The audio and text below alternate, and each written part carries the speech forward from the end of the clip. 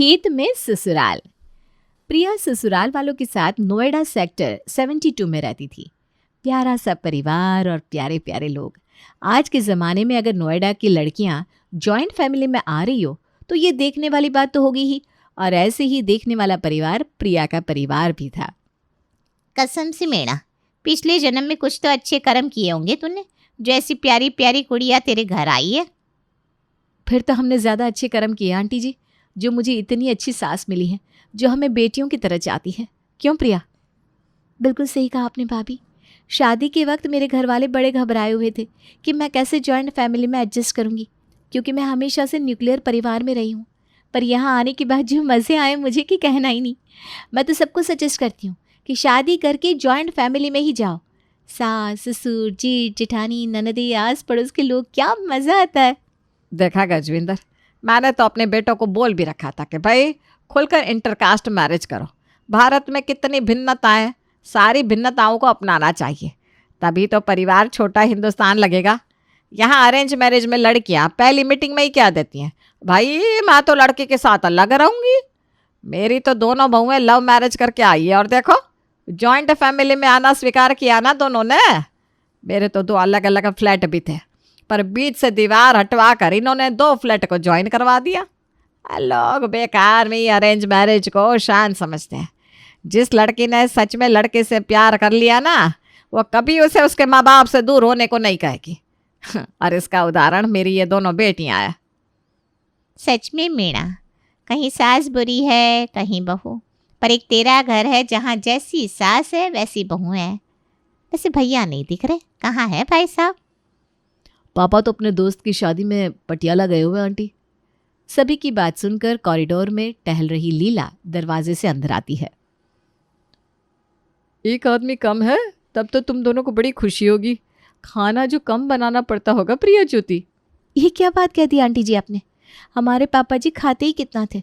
मेरा बस चलता तो मैं उन्हें जाने ही ना देती, पर दोस्ती रिश्तेदारी भी तो निभाना ज़रूरी है, और बीच में उनका जन्मदिन भी आने वाला है, तो हमने सोचा क्यों ना उनके लिए एक सरप्राइज़ प्लान करें।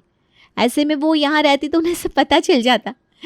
2 को जन्मदिन है और वो 1 की रात को आ रहे हैं। सारी तैयारी रहेगी, जैसे ही आएंगे ना कर देंगे हम धमाका।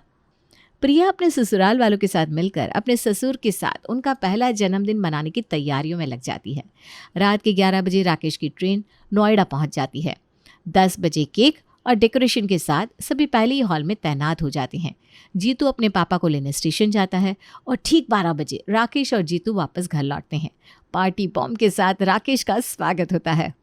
सरप्राइज पापा जी, हैप्पी बर्थडे। ये सब क्या है मीना जी? अब मैं क्या करूं, बच्चे हैं, बच्चों का मन किया आपको सरप्राइज देने का सो दे दिया। और वैसे भी प्रिया के साथ आपका पहला जन्मदिन है, मेरे बर्थडे पर मुझे भी सरप्राइज चाहिए, बता देती हूँ। हाँ चलिए पापा जी केक काट लेते हैं। सभी बड़े खुश थे। आमतौर पर राकेश भी ऐसी चीज़ों का बड़ा शौकीन था, पर आज वो ज़रा भी खुश नहीं होता। कहाँ से मंगाया ये केक? श्याम बेकर से पापा। वही की केक आपको पसंद है ना? पूरा वेजिटेरियन काम है उनका, आराम से कट कीजिए। एक तो ये मैदा का होगा, मैदा का ही है ना? क्या ज़रूरत थी ये चोचलेबाजी करने की? ऊपर से मंगवाया भी तो 3-4 माले का केक। कम से कम नहीं तो भी 3-4 हज़ार का तो होगा ही। अरे बच्चे आपकी खुशी के लिए केक लाए और आप पैसों को रो रहे हैं। पैसे तो ऐसे भी खर्च होती हैं ना, साल में एक बार तो बर्थडे आता है। छोड़िए जी ये सब और केक काटिए। जब ये लोग गलत कर रहे हैं उस वक्त ना रोकूंगा मीणा जी। आप रुकिए, मुझे बोलने दीजिए। ये सरप्राइज का आइडिया किसका था? मेरा था पापा जी। क्या ज़रूरत थी बेटा जी ये फिजूल खर्च करने की, ये केक मंगवाने की? इससे अच्छा हम घर पर हलवा बना लेते। और रात को केक काटना ही नहीं चाहिए। हमारे शास्त्र में तो सारे शुभ काम सवेरे सवेरे ही होते हैं। हम नारियल फोड़ लेते हैं, नारियल के गुद्दे की चटनी बन जाती या कोई मिठाई बन सकती थी। ये कैंडल बुझाकर केक काटना मुझे बिल्कुल समझ में नहीं आता मीणा जी। और अपने बर्थडे के दिन बिना केक कट किए राकेश कमरे में जाकर सो जाता है। ये अचानक पापा को क्या हो गया? ये तो कुछ और ही बनकर लौटा है। लगता है उनकी और उनके दोस्त के बीच में किसी बात पर पंगा हो गया है। तुम दिल छोटा मत करो प्रिया, सोकर उठेंगे ना तो सब कुछ भूल गए होंगे। अगली सुबह रात के हुए वाकये को भुलाकर सभी अपने काम में लग जाते हैं, पर प्रिया पर तो अलग ही प्रेशर था। आपने अभी तक ड्राई फ्रूट्स नहीं काटे भाभी? हलवा तैयार होने वाला है। पापा जी डाइनिंग टेबल पर आए उसके पहले हलवा रेडी हो जाना चाहिए। बाबा बस बस बस, तुम इतना हड़बड़ाओ मत प्रिया। पापा ने हलवा बोल दिया, इसका मतलब ये नहीं कि हलवा बिल्कुल 9 बजे टेबल पर पहुंच जाना चाहिए। और देखना, अभी वो नींद से जागे हैं ना, सीधा केक ही मांगेंगे। तुम भूल गई क्या पापा का नेचर? Prem was right. किसी दोस्त से कलेश का गुस्सा यहाँ निकाल दिया होगा उन्होंने। और अगर वो गुस्सा आज भी बरकरार रहा तो? मैं उनका बर्थडे स्पॉइल नहीं करना चाहती भाभी। कल रात को पापा मेरे कारण बहुत नाराज़ हो चुके हैं। अब मुझे सब कुछ ठीक करना है। और ये नारियल कहाँ है? जीतू से कहा था मैंने नारियल लाने को, लेकर नहीं आया, लगता है भूल गया। क्या करूँ मैं? भागती दौड़ती प्रिया राकेश के आते ही हलवे का केक बनाकर राकेश के सामने रख देती है, जिसे देखकर राकेश बहुत खुश होता है। ये हुई ना बात, अब की है तुमने समझदारी वाली बात। राकेश हलवा खाकर प्रिया की तारीफ तो करता है, पर आधी अधूरी। हलवा तो अच्छा बनाया बेटा तुमने, बस ये जो हलवा तुमने कांच के बर्तन में दिया है ना, मिट्टी के प्याले में देते तो अलग ही स्वाद आता। अपने देश की मिट्टी और उसमें परोसा हुआ खाना मन को संतुष्ट तो करता ही है, शरीर को ताकत भी देता है। और ये घी जो तुमने हलवे में डाला है वो तो मार्केट का होगा। हाँ पापा जी। बस वही तो स्वाद खराब कर रहा है। आजकल मार्केट में मिलावट का घी आने लगा है बेटा। एक ढक्कन केमिकल डालो, 10 पैकेट घी निकालो। पर कैसे पता चलेगा पापा जी कि रियल घी कौन सा है? हम तो किचन में यही घी यूज़ करते हैं। यही तो गलती करते हो तुम लोग। अभी मैं जब शादी में गया था तो वहाँ मुझे मेरा एक दोस्त मिला। तुम लोगों ने कहा था कि एंजॉय करके आओ, तो मैं भी मी टाइम लेने अपने दोस्त के साथ उसके गांव चला गया। खेत तो है ही उन लोगों के, साथ में 8-8 गाय भी है। गाय का दूध निकलता है, वही दूध का घी घर में इस्तेमाल हो जाता है।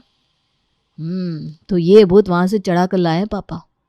अब सब समझ चुके थे कि राकेश दूसरे ही माइंडसेट से लौटा है, इसलिए कोई भी उसके बर्थडे पर ज्यादा नहीं करता। दोपहर को ज्योति की मदद करने मीना भी किचन में जाती है। सभी मिलकर खाना बना रहे थे कि सिलेंडर खत्म हो जाता है।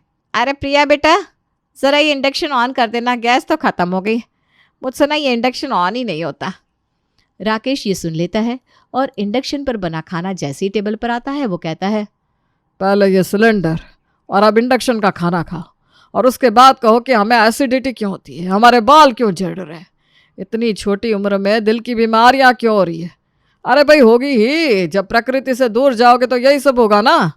खेतों में तो औरतें भट्टी सुलगाती है और गरम गरम फुलके सेक कर सभी को खिलाती है।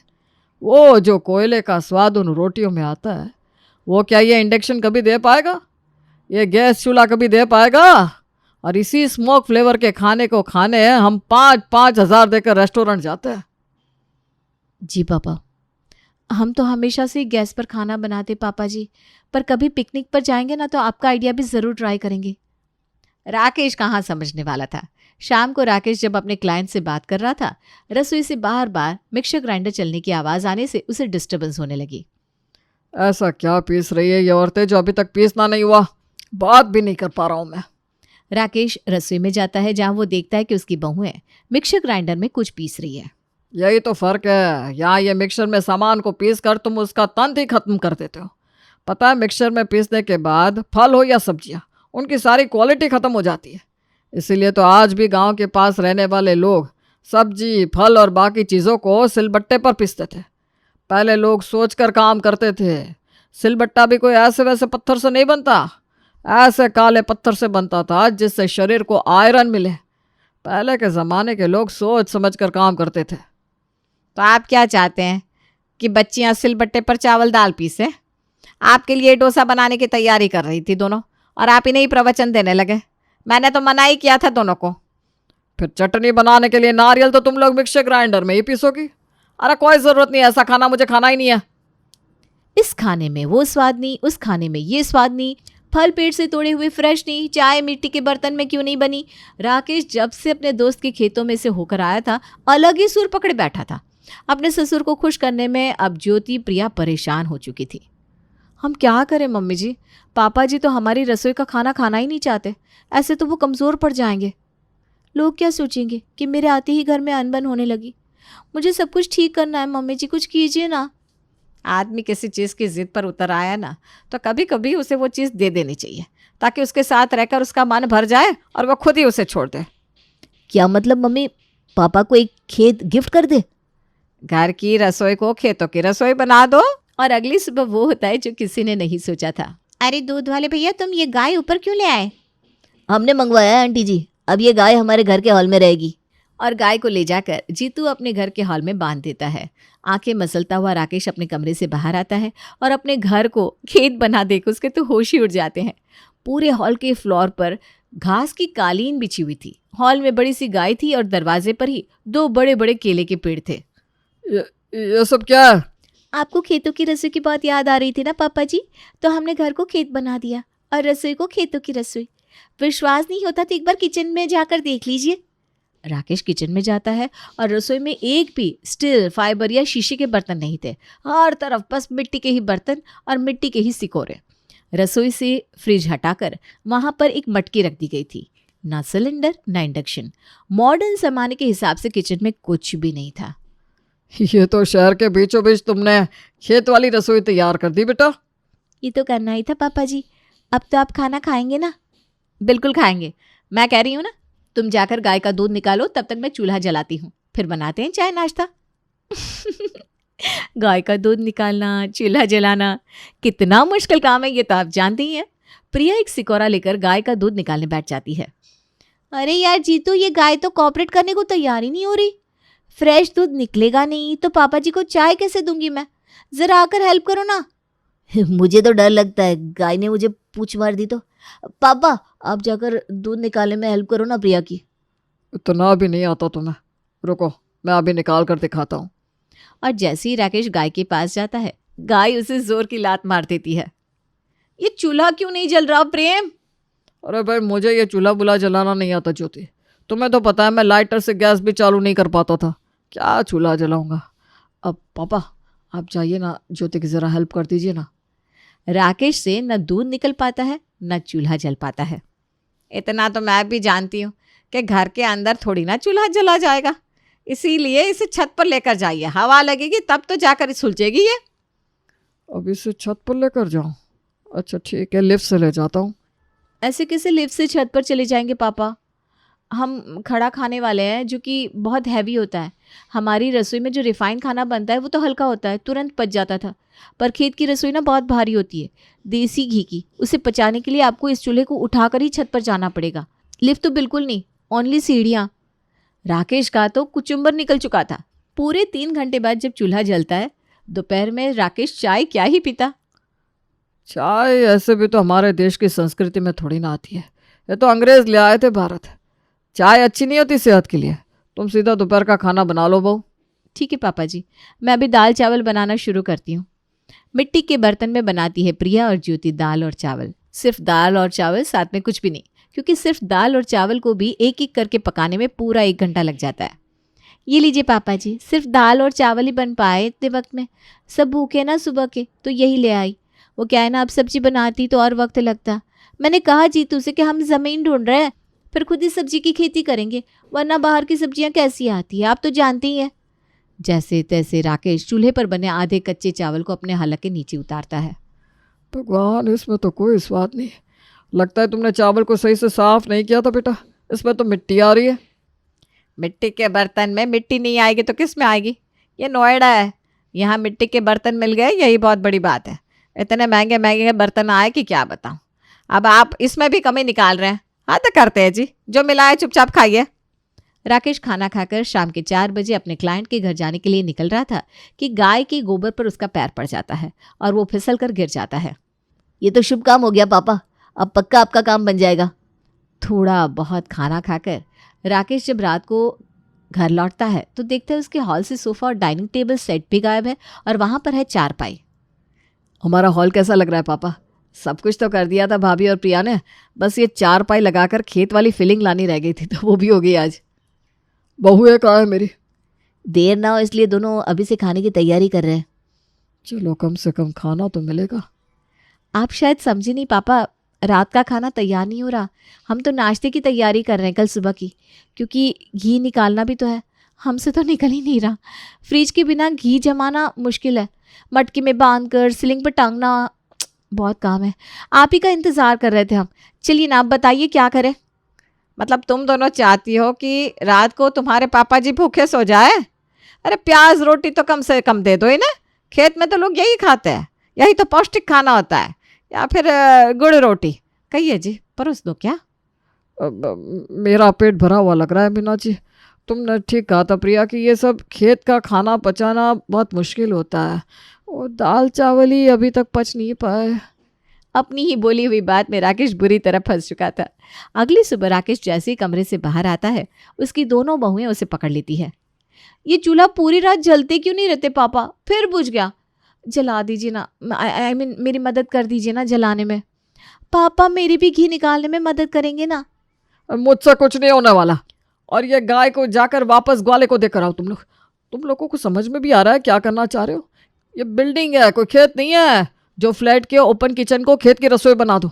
गांव में रहने वाले लोगों की लाइफस्टाइल अलग होती है, उन्हें आदत होती है ऐसी लाइफ की, हमें नहीं है।